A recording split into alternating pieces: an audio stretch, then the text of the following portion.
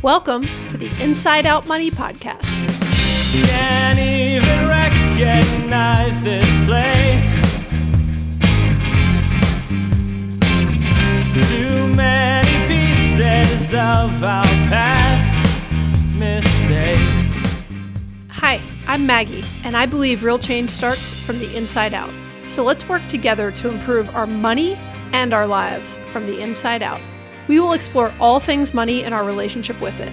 Join me each week with a rotating set of co-hosts, friends, and interviews. Let's jump in. It's time, we going round and round and round and round and round. I'm just going to jump in. Are we doing? All right, We're doing it. Yeah. You should put all of this as like I'm going to. open. Yeah. Or like, are we doing it? Yeah. Are we doing it? Yeah. Okay, we're doing it. Hey, Liz. Hello, hi, Maggie. This feels surreal. It does. Also, my voice just sounded like a 10-year-old boy there. I think your voice cracked. Yeah. Well, we're all still going through puberty. It's okay. No judgment. This is no judgment zone. Perfect. My favorite kind of zone. This is your voice is just cracking because you're so excited I am so excited. for your first co-hosting episode of Inside Out Money. Inside Out Money. And look what just arrived yesterday. There's stickers. Oh my gosh. They look so good. Thanks. You'll get one soon. I don't think things are official until they've been put on a sticker on a water bottle. So that was an exciting moment yesterday in the mail. Well, I guess my podcast with like 100 episodes is not official. But... Oh, sorry. We're going to get you some stickers. Then it'll be official. Oh, I should make some stickers. You're right. Speaking of your podcast, since this is your first of many episodes on Inside Out Money, let's do a quick intro. And you're a unique intro. I'm going to introduce you as Liz from Liz Gets Loaded, and then I'm going to let you do the rest. That's a great intro. I'm Liz from Liz Gets Loaded. I also have a personal finance podcast, but I'm not as fancy as Maggie, so I don't invite people to sit in my closet and drink wine with me while I record podcast episodes. But I have a podcast and an Instagram and a blog all about personal finance and feelings and money and anxiety. I was Friends on Fire's probably number one fan, maybe number three behind like Greg and Britta, but Greg doesn't listen to the podcast. Do you know this? wait, what? Yeah, we'll get into this later. I've had a long discussion with him about this. Oh my gosh. And he did early on.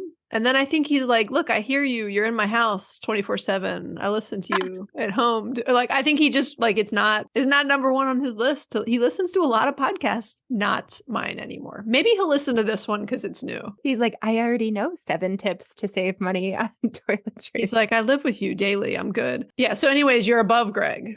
Okay. All right. Well, I was Friends on Fire's number 1 or number 2 fan. Then I just kept pestering you on Instagram. I was like, I want to be on the podcast. I want to come on Friends on Fire. This is a bucket list thing for me because I love it so much. And then you finally relented. And then I was like, hey, I want to be your friend. And you also relented to that. And so now we're friends. We have a lot in common besides personal finance podcasts. We're about the same age. We have had somewhat similar corporate careers. And we both like decaf instant coffee. That is true. We both like decaf instant coffee. I'm drinking it now too. And we both drive electric cars now. That's fresh news from like 2 days ago though, right? Yeah, it's exciting. I know. I'm really excited. I was trying to weave in how we talk about your car into today's episode, but it's highly unrelated, I believe. It's totally unrelated. Yeah. But someday we'll talk about your new electric car that just came into your life. Maybe we could do, that's a good episode idea, actually, maybe about electric cars. Or retroactively, all the thoughts you went through trying to decide if you were going to keep your old car or buy a new car. And it's that's the spirit of what we're talking about on Inside Out Money. So it fits in nicely. Yeah, cars are very emotional, especially for Americans. We really love our cars. Yeah. Okay, I don't remember what you were talking about when I got us again off track. I was just introducing so many myself. times. We're still in the introduction. This is why I don't. Oh, also, I think you said you forced your friendship upon me. It was a willing. I can't remember what word you used, but I did. I just badgered you until you let me on your podcast, and then until you let me be your friend, and now it's great, and now we're friends. I can't think of the word, but this is a consensual friendship. So yeah. We have mutually consented to be friends. Fantastic. And do you want to introduce our topic? Yeah. So this topic was your idea, but I love the idea. And I feel like we've actually exchanged discussions Sometimes I can't remember where we've talked about something because we have like a tornado of, I don't know if that's the right word, of places we'll talk from Instagram DMs to actual text messages to Marco Polos to sometimes emails now. Now we've got a working Google Doc. So I'm not even sure where a conversation happened, but Right. Now we're on Zoom. yeah, now we're on Zoom. We just added like an 8th communication piece to this. I know. I was telling someone, actually, I was talking about you and I said, oh, this is how I met my friend Maggie and now we're friends in real life. And she was like, but you haven't actually met in real life. And I was like, well, we've been on Zoom. It's 2023. It's the same thing. It's fair we haven't met in real life, but I feel like Zoom and video counts as real life, especially these days. In 2023, it does. Yeah, people have like coworkers that they've worked with 10 years. I had international coworkers that I'd worked with for 15 years that I'd never met in real life, but I still knew them. We were friends. I am in total agreement with you. I do think some humans are able to feel a stronger connection through Zoom or not through Zoom. For some people, that 3D is more important to them or not. So, well, and I think it helps, like, certainly. Yeah. Someday we will meet IRL. Yeah. As the kids say. Speaking of kids, when we were texting earlier, you said KK, which my kids say all the time. And when I say it back to them over text, they're always like, stop it. Like I'm talking their way. I think as an elder millennial, that is something that I consciously was like, okay, I have to stop saying ha ha and I will say LOL. And I have to stop saying K and I have to say KK so I don't sound like an old. I get critiqued for everything I do lately by teenagers. What I wear, what I say, what I do. It's like you can't go. I almost have to just compartmentalize it and be like, okay, they do not have fully developed brains yet. I was just going to say the same thing. I'm just going to play along with this. Okay, so let's jump in. This was your idea, and I love it. And I feel like you should tee it up because you're going to do a better job. I'm going to fumble over it for a little while, but I'm excited to talk about this because I think it's a fascinating topic. I'm really excited to talk about it too. I wanted to talk about how a lot of people draw parallels between physical fitness and financial fitness. And you'll hear someone say something like, it's simple, just eat less and move more. Or it's so easy, just save and invest, just eat less than you burn or spend less than you make. It drives me bananas. It makes me angry sometimes when I see this. And I've actually wanted to do a podcast episode about it, but I struggle sometimes with my words. And so I figured I would talk about it with someone smart like you. And together we could work through some of these thoughts. I feel like you chose someone who also struggles with their words a lot, but we'll struggle together through this. The other way that I hear it a lot is, someone's trying to lose weight and they're equating paying off debt to losing weight and saying like, oh, just, spend less, pay more, just like you said. Anyways, I'm curious, like, why it drives you bonkers. Like, what about it makes you frustrated when people say that? Sure. Because I agree. I just can't articulate it. It's, in both cases, such an oversimplification, and it completely ignores everything else that goes into it. All of the psychological, genetic, nature versus nurture. What did you get from your parents versus what are the choices that you're making for yourself? All of the privilege and advantages that some people have or don't have.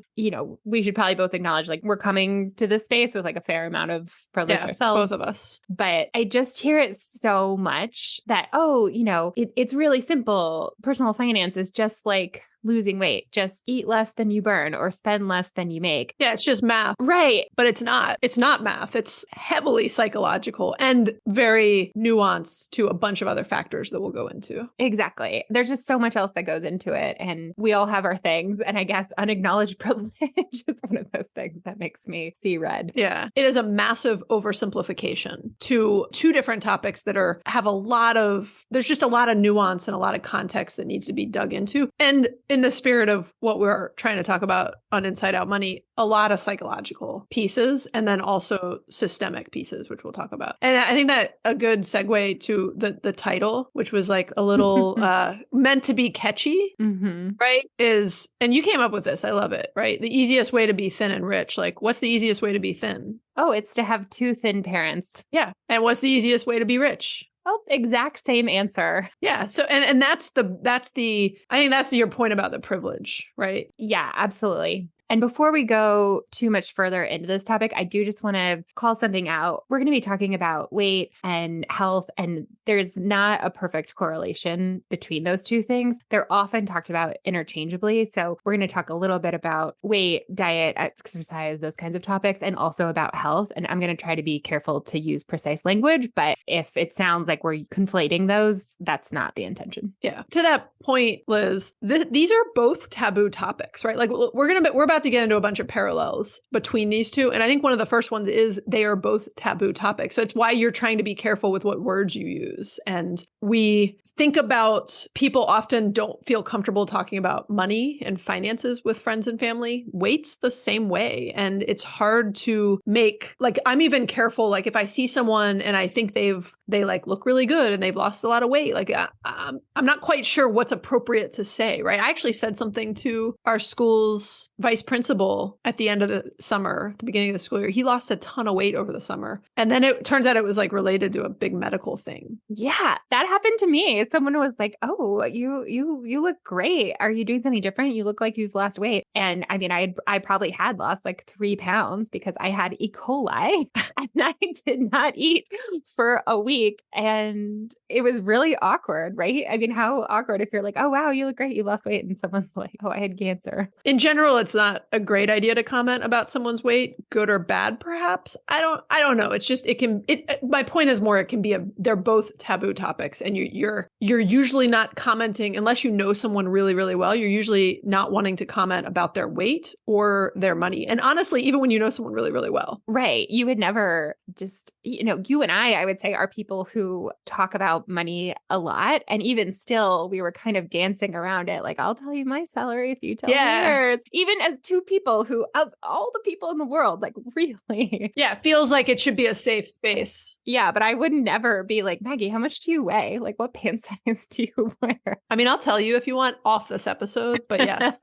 Exactly. Yeah. I mean, another parallel is that two people could both eat the exact same diet and do the same workouts, and they could have results that are completely different. In the same way, two people could have the same salary and similar expenses and have completely different outcomes. If your starting circumstances are different, if your genetics are different on the weight side, or if for example, your student loans, if your parents paid for your college or didn't, two people could come right out of school, have the same job, have similar expenses, make similar decisions, and still end up in drastically different situations in the long term. Yeah. And just mixing in, like, you wouldn't know those things about someone just from looking at them. Exactly. Another parallel is both of these industries, for lack of a better word, are fraught with a lot of bad players that are trying to, I don't know the word for bad players, but trying to sell you some product as a shortcut and or some magical solution that's going to fix your life overnight, that's going to make you a massive amount of money, that's going to burn off all of your weight and get you to your, health or weight loss goals or whatever it is overnight. And there's a lot of bad players out there and scammers and products that are unhealthy. I was going to use the word illegal, but what's the other? Shady, sketchy. Shady, sketchy. Not true. Like, scammy. Yeah. They will not actually make you money. They will actually, everything from trying to sell you a course. There are a lot of financial influencers out there that, not all, but that are trying to tell you how they quit their job and got rich overnight and started selling this thing or doing this thing. And a lot of that stuff it's like multi-level marketing. Like, yes, for 1% or 0.5% of the world, they might be making money off of it, but the average person isn't going to be successful at that. So there's a lot of get rich quick schemes or lose weight fast type schemes. And it's really sad, honestly. Like, I hate to see it. And you got to be super diligent and kind of paranoid to catch those things and not fall victim to them. But both of those industries are just very fraught with those things. 100%. All of these too good to be true. Overnight success products someone's trying to sell you. And on the flip side, the way you get better at both of them is not through, like, there is no get rich quick scheme for 99.9% of people in the world. And there is no lose weight fast scheme for 99.9% of people in the world, right? Like you have to make some pretty big changes to your lifestyle. And we'll get into kind of all of that. But I think that's the other thing is there's a lot of scammers out there and there's not a fast solution to either one of these things for most people. 100%. Another big parallel, okay, this is one of my favorite ones, is we, in the US especially, we tend to put more of an emphasis on individual actions versus the results of systemic forces. I just read a book that it was called Stolen Focus. And it was actually about neither of these two things, but a third thing about how we're all way too hooked on our phones and we can't focus. And it's another thing that's framed in the idea of like, well, if you just tried harder, if you just took responsibility for your own actions, you would not be hooked on your phone, completely ignoring the fact that there are billions of dollars and millions of engineers whose job it is to try to get you hooked on your phone. But yeah, that is a story for another day. But related to these two topics, you hear like, oh, you gained weight because you don't have self-control over what you eat, for example, without acknowledging that lifestyles have completely changed in the last one. All of the desk jobs that we have did not exist 100 years ago. Our food system has completely changed over the last 100 years. And I don't like this framing around it's all personal responsibility without acknowledging those systemic forces. And it applies to health and weight. And then same on the personal finance side. You see it all the time. You see people hold up this example of, hey, look at this person who they grew up in foster care, but they became a millionaire. And the implication is if they can do it, you can do it. And it's wonderful if someone can do that, but it's ridiculous to not acknowledge that there are systemic forces at play. There's systemic poverty. There are racial pay gaps. There, everyone has a different set of headwinds that they're working against. And just because one person was able to overcome that doesn't mean that everyone's able to do that. Yeah. I think the reality is it can be both things, right? Mm-hmm. But I think what you and I both get frustrated by is people that don't give light to the systemic forces that impact these things, right? And to give a really overly simplistic example, I have a good friend, and we were talking about this the other day. I don't remember why, but she listens to this podcast. I won't say her name since I'm talking about, more sensitive topics, but she is pretty naturally thin and she can pretty much eat whatever she wants and not gain weight. And I know her parents too, and they're very similar, very, very thin people, naturally thin, I would say. And I didn't come from a family like that. I know I'm pretty in tune with what it takes. I was going to make a joke, what it takes to keep me looking like this, Liz. And it honestly takes a lot. Like I do not come from naturally thin genes. And I just know a lot about that. But my point is we both were acknowledging there's a huge genetic factor in where we start from. It doesn't mean we can't both accomplish the same goals in life. I just have to try harder than she does, quite honestly. Now,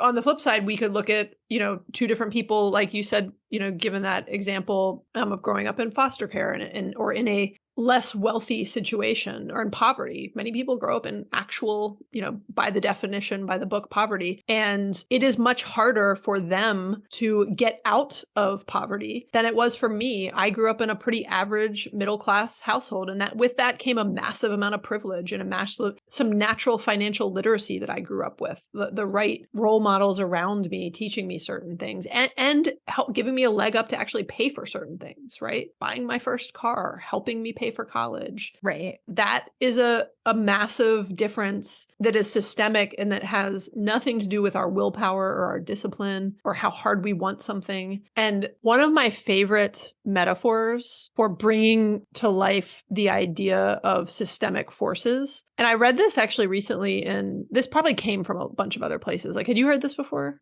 I don't think so, but I love it. I'm going to use it every day now. I don't know if he made it up or was referencing someone else, but it was Tim Urban's book, which is called What's Our Problem? I'll put a link in the show notes to it. It's a fascinating book. It's gotten a lot of flack for various reasons, but it's actually it's just a fascinating book. I believe it's worth reading. Anyways, he makes the reference to the idea of systemic forces is the idea that some people were given balloons and some people were given bricks. So, if we were all, if we're looking at a bunch of people born in the same city at the same time, some of us had a balloon of, hey, I was born to two white parents. I had two parents in my household that were there and had jobs. That's another balloon. I had one parent that went to college, one that didn't. Well, that's a balloon of a certain size, I guess. A bigger balloon if you had two parents that went to college. All of these different factors that were, I went to a decent school. I had decent public schools in my area, maybe said a different way. That was another balloon I was given. Now, somebody else down the street might have been born to a single parent or raised by a single parent. That's a bit of a brick. Not saying that single parent wasn't awesome, could have been better than my two parents, but still a brick in society. They may have been to a school that had less good funding. That's another brick. So it's the concept of, some people get balloons and many balloons. Some people get a few bricks. Some people get 20 bricks. Another one, Liz, have you ever seen the video?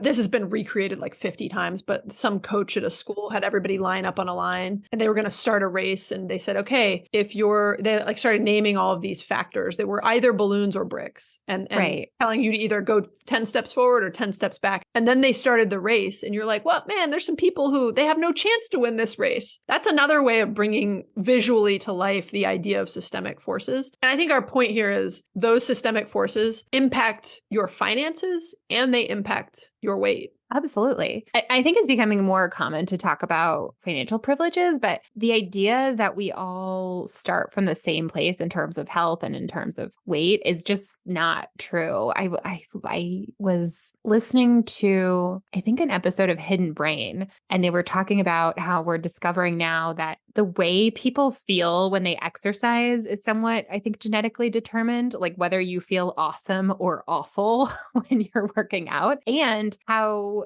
satiated we feel when we eat foods is not just a matter of like the volume of food that we're eating, but literally the way it was presented. Like we say that we feel more satiated when a food is described a certain way versus when it's described as something rich versus when it's described as something healthy, and just the way our bodies feel and the signals that our belly sends to our brain that says, hey, you're full. I think there's this stereotype that when people gain weight, it's because they're just, I don't know, just chowing down on junk food mindlessly all the time. And if you just stopped doing that, like that's all it is. And of course, that's not the case at all. There's so much more that goes into it than that. I mean, I think our point in the end is it is not true that if you just work hard enough, you can do it. Well, I should clarify, both things are true, right? We are either given balloons or bricks in the way we were born and then throughout our lives. Right. And then also our actions can affect those, to keep using the balloon or bricks metaphor, our actions can affect that, right? And so we do control things and we do have choices over things, but we also are constantly influenced by those systemic forces depending on who we are in the world and which balloons or bricks we were given. It just is the reality. And I think that's why this topic is something that we both wanted to talk about, because we think that's a really important nuance. Not nuance is almost under recognizing it, but it's an important layer and piece of texture to this discussion that I think we both want to talk about. And then I think, to further add another layer to this discussion, interestingly, and kind of related to some of the stuff you were just saying from that podcast, these two things also actually impact each other. So there's a lot of studies that show that financial stress can cause weight gain. And then on the flip side, losing weight can actually improve your finances. In true Maggie fashion, right? I haven't fully read the entire study. I read,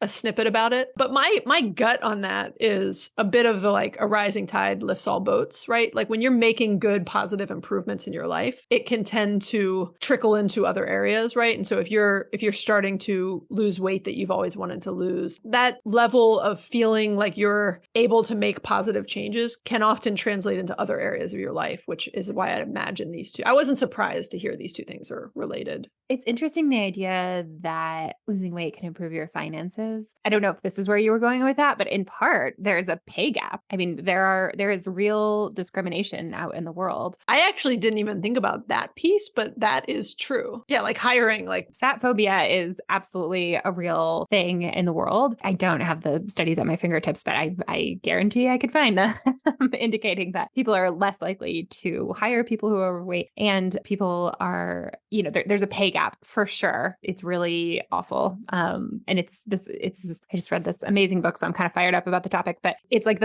almost this last frontier of discrimination that we kind of think is okay. I actually was not even aware of, I mean, I'm not surprised to hear that, but I hadn't thought about that a lot. It's a great point. So I think the last parallel I wanted to hit on is that there really is a racial component to both. Racial and ethnic minorities in the US for sure experience lower life expectancies, higher rates of pretty much all the major health issues, cancer, heart disease, diabetes, et cetera, and are less likely to have access to affordable healthcare, either because it's nearby, because they have good insurance, et cetera, et cetera, et cetera. So there's all these parallels where health outcomes are tied to race and ethnicity. And then at the same time, we of course know that race and ethnicity is also very much tied to financial outcomes. So there's a racial pay gap. We're still experiencing the impacts from redlining. It's just one of those things, again, where when someone says something like just calories in, calories out, just spend less than you make, I'm like, oh yeah, that's all it is. Nothing else, nothing to see here. And yeah, we're all the same. Yeah, we all start on an equal playing field. And yeah, it's just not true. We all have 24 hours in a day, just like Beyonce.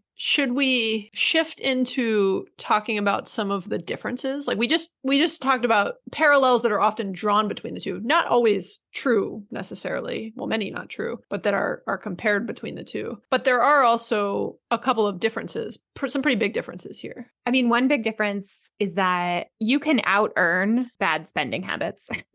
Like if someone makes $1 million a year, they can have all the sort of, quote unquote, bad spending habits that people talk about. Like, oh, you DoorDash every day and go on vacations and spend tons of money on clothes. I actually don't think those are bad habits as long as you can afford them. On the other hand, healthy habits don't really cancel out unhealthy habits. So like if I go for a run, that doesn't really cancel out if I spend the night smoking. Is that how? Do you think people spend the night smoking? I mean, I'm not a smoker. I'm not exactly sure how it works, but I believe it's more active in the daytime. But I get your point. I don't know. I've never smoked anything. I'm sheltered in some ways. I smoked one time in high school at the Red Light Cafe. Oh, that was what it's called. That sounds like something in Amsterdam, but it's just a place here. Well, did you smoke all night? No, just I barely, I couldn't even really, I don't even think I inhaled it. I was choking on myself. It was not a pretty scene. It was not all night. In any case, if you go for a run, I don't think it cancels out smoking some number of cigarettes. And if you eat a lot of kale, it doesn't cancel out the fact that I have a desk job and I sit all day. Yes, exactly. And I think that's why people often say, particularly with trying to lose weight, you need both, right? You got to eat healthier and work out. And with money, you can actually, like you said, you can out earn some bad spending habits. So they're a little bit different from that angle. They are. And then, I mean, the other big difference in my mind is that diets don't work, whereas spending plans can work. Budgets do work. Budgets work. Like the very best nutrition advice I ever heard, I saw this on a random YouTube video the other day, but the guy said, don't make any changes to your diet that you're not willing to stick to for the rest of your life, which really resonated with me as someone who just grew up in diet culture in the 90s. And even to this day, I have to go to a wedding next month and I was like, maybe I should cut carbs for the next month. And I'm like, oh my God, no.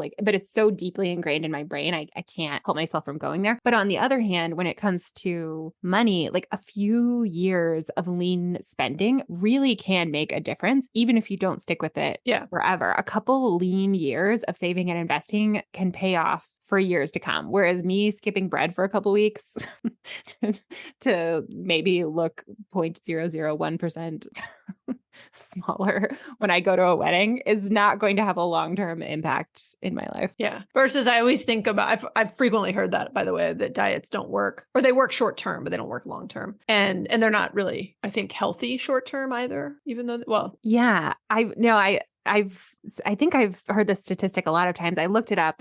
There's at least one study that says up to 95% of dieters gain back all of the weight that they had lost after 5 years. And I think I've also heard what you have in that. I think our parents called it yo-yo dieting, losing weight and then gaining it back is not great for you. I mean, that's, I guess, another parallel. Probably spending all your money and then getting more money and then spending it again is probably also not great for your financial health. But your original comment of, something that you're not willing to stick to for the rest of your life. I always think about, myself and my husband Greg are vegan, which, by the way, the joke is if you're vegan, you should know that right away. So I feel like you should know that by now, but I do know that about you. You know that. I meant to our listeners. They should know that by now. Oh. I thought you were talking to me Oh, because no, you were no. looking at me. No, I know you know that. Well, I'm just looking at you because you're the only person in front of me. I'm going to look off to the side when I'm talking to listeners. By the way, there's a podcast that I've been listening to a little bit lately, and they refer to their listeners as listeners like frequently. And they're like listeners. And Oh. it's like awkward. I don't like it. That is interesting. I don't mean to like knock other podcasts. I won't even name who it is, but That's okay. Are you going to come up with a cutesy name for people who listen to Inside Out Many? I'm not. Are you? Do you have one? Inside Outers? I already tried to come up with a cutesy sign off, and I've gotten it's gotten shut down by 2 people. Oh. Inside Out. See you later. Oh my gosh, I love it. Oh God, I thought you were also gonna knock it. No, I love we'll it. try it Inside Out. on. Yeah, see, okay. Well, the 2 people who knocked it were guys, so maybe I should have known. Maybe I should have tried it out on you first. It was Greg and Andrew who were knocking it. I will call them out. I will name them. I will name that podcast I was knocking, but I'll name I I'll like name it. and shame our other co-host here. No, I like it. I don't love being assigned a name as a listener, Yeah. but I've thought about it. Even with Liz Gets Loaded, I'm like, all right, loadeders. Drinkers. But they might just be the money kind of loaded. You're right. Yeah. I don't I don't know what you would call that. Loads. Just call them load. That doesn't sound right. Okay, let's move on. Anyways, I don't even remember where we were. Okay, here's where we are. We should shift to one of the things that I always want to try to do in this podcast is kind of get to the like, so what? I'm sure some of you just enjoy Liz and I talking about these things, and I hope you do. We'll be here for more of it. We at the very least, we enjoy it, right? Is that really what matters? But I do want to always try to finish these episodes with like, so what do you do with this information? Like, what is actionable from this and what is helpful in your life? And so let's try to go through what we think is actually actionable from this, other than a fascinating philosophical discussion. I think the number one action you could take would be to not say the things that we keep saying are annoying.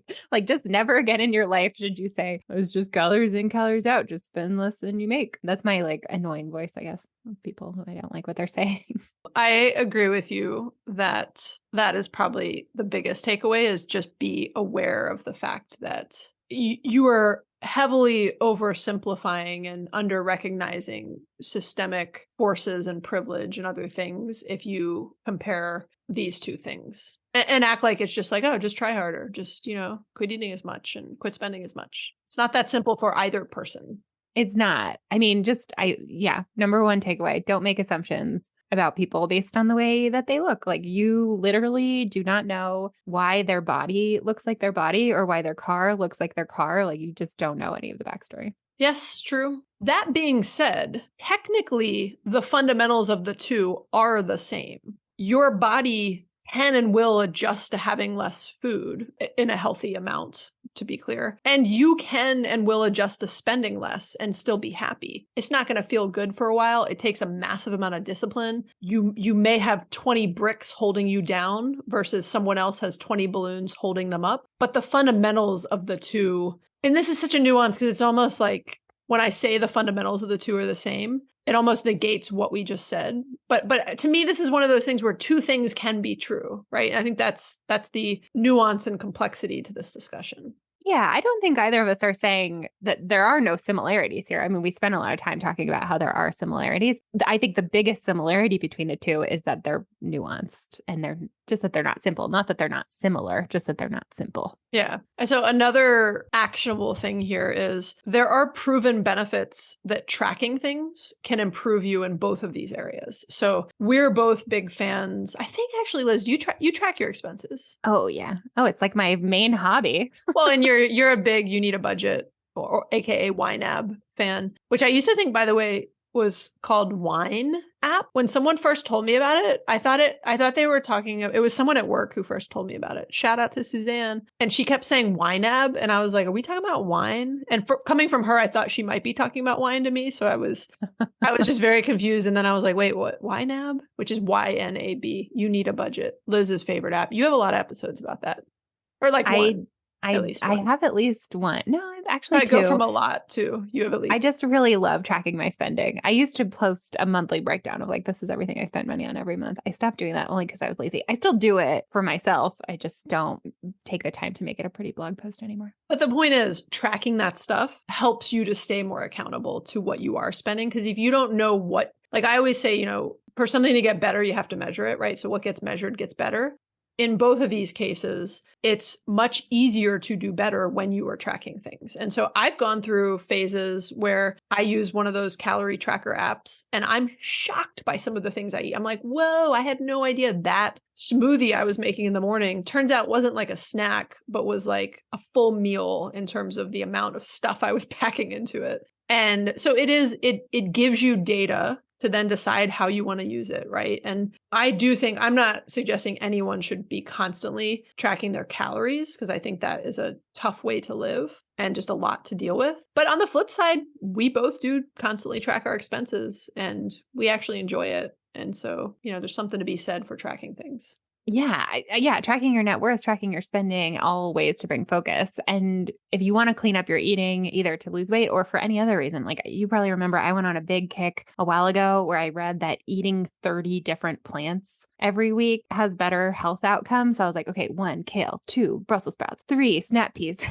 And I hit 30 plants in the weeks that I was tracking it, and I didn't hit it. And I'm sure I didn't hit it this week because I wasn't even thinking about it. That was when we were just internet friends, Liz. And I kind of forgot that was you till you just said, I knew I did that with someone, and I would for a while I got on a kick and I was like counting how many different things I was eating also. Oh, that's amazing. Yep. That was me. I have a more firm memory of what you, since we knew each other and, like video and talked more Right. directly. So that's fair. Okay. What else can people do with this? Another potentially actionable takeaway is if you want to change anything about your eating, your weight, your finances, you could do it on your own, but you can also hire a coach or work with an accountability partner. All of these things are more fun to do with a friend. Yeah. On that same note, if you are looking to hire some professional help, like we talked about earlier, be very careful and avoid any sort of get rich quick or lose weight quick type schemes. We talked about it earlier, so we don't have to beat it, but they often don't work. They're not always healthy mentally or physically. And there's a lot of scammers in these areas preying on your vulnerabilities to want to do better in these two areas. And so just be super cautious about who you do hire and engage with to get help in this area. 100%, which I think leads to another takeaway of changing anything about your weight, about other areas of your health, about your finances takes time. So give it time. And potentially even,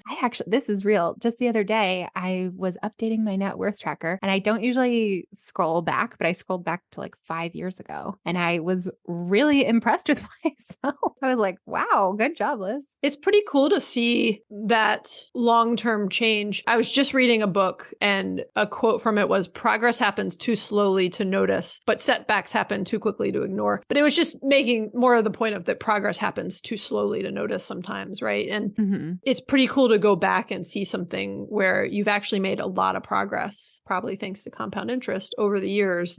And you don't always see it day to day, but when you step back and take a more macro level view of things, it can be pretty cool. And that change, I don't remember what book I was reading recently. That's going to be a theme, by the way. I remember things. I'm like, can't really tell you where, but you should just rename the podcast. I don't remember the name of the book where I was reading, but I learned something. But it was talking about, that just changes inch by inch, right? It's not mile by mile. And I love the phrase, small hinges swing a big door.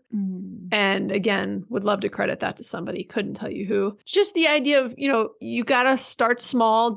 You can have some big audacious goal, but it's hard to get to those things. And if you just start making small changes, and, if anything about this discussion today has been helpful to you, which we hope it has been, think about a small change that you want to commit to making today. The last thing that we'll wrap this up on is in the spirit of what we both talk about a lot and believe in, right? The psychological aspect and the mindset aspect of this stuff is the most important piece to future success. And so I would guide people to really focus on your why and really get to the root of what might be holding you back from improving anything about your finances or your weight or your health or whatever it is that you want to focus on. And if you don't know what this is, is and you're having trouble identifying it, you could consider seeing a therapist, right? Hopefully with insurance. I know my therapist, do we want to talk about this, Liz? But my therapist, I now have one that I used to pay 10 times this back when I had a job and didn't really worry about needing this to go through insurance. But now my therapist is $20 a session, which is very exciting to me. I mean, I'm not trying to one up you, but I have new insurance and my therapy is free. Free? Oh my gosh, that's the best price. It is. But then, so I was just going, well, I actually do think I need to talk to a therapist. Can you go daily? Is there a limit? I think there's a limit, but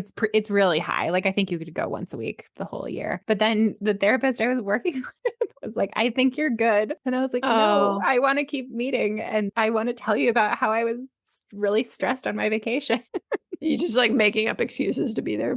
That's funny. I know. My therapist has not yet tried to break up with me. She is still taking my $20 a week. And whatever, probably the $100 that your insurance is paying her a week on top of. Yes, she gets more than $20 a week. But yeah, but our point is, if you don't know your why and you don't know what's holding you back, which is normal, many people don't. It takes a lot of introspection to really understand that. And it's hard to get there on your own sometimes. There's a lot of different books and podcasts and resources that you can listen to, but also I think it's an awesome investment to see a therapist. And I have at various times in my life and have gotten a lot out of it. And just like we said, the progress on this stuff is very heavily psychological and mindset based. And my last point on this, which is one of my favorite topics, is around neuroplasticity, which is the idea that our brains can change and they can, a formal definition is it's the ability of the nervous system to change its activity in response to intrinsic or extrinsic stimuli by reorganizing its structure, functions, or connections. That was a lot of a definition. But it's just the idea like we can change our brains, we can change our beliefs about money, about food, about body image, and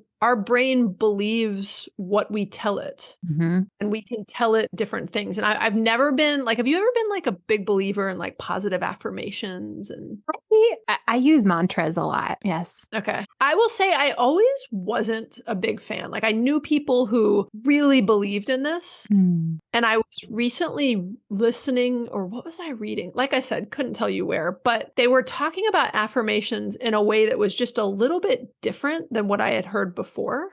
It made me rethink I didn't have a negative view. I just was sort of like, I'm not going to like stand in a mirror and talk to myself. And I'm not knocking. I don't do that. Okay, I was going to say either way, even if you did, I'm not knocking anyone who does. I'm not going to like sit in my closet and talk to myself, Liz, you know? Excuse you. I mean, I'm not talking about you. I'm not talking about you. Someone else. I have this other friend who sits in her closet and talks to herself. It's not you at all. It's this other person. I'm not talking to myself. No, I'm just messing around. You're talking to the listeners, right? The listeners. Okay. I've lost positive affirmations. But I heard it talked about in a different way where they were actually saying it in making these statements like, I don't eat past 9 p.m. I don't eat meat. Oh. I don't overcommit. That's one I need to say to myself because I do overcommit. And it was almost in like the negative phrase of like, I don't do this. I don't spend beyond the budget I've set for myself. It was those phrases. And I was like, oh, I could see that. And like, even as, I don't know how I'm going to tie this back into veganism in 2 episodes, but when we first went vegan, I did set just a hard and fast rule for myself of like, I'm just going to try this and I don't eat meat. And it made it easier because it was very clear. It was a very clear rule. That's so interesting because I don't eat meat. I'm not vegan. I probably eat meat 5 times a year. I would say effectively I'm a vegetarian, but I actually came into it the exact opposite way. 9 or 10 plus years ago, I said to myself, I wonder how long it will be until I really want to eat meat. I can have it if I want it, but I wonder how long it will be before I'm in a situation where there's nothing else to eat and I'm hungry, or I just see something that looks really good and I want it. And it was like 8 years. Wow. See, that I don't think would work for me. I just would see a lot of things that I want to eat.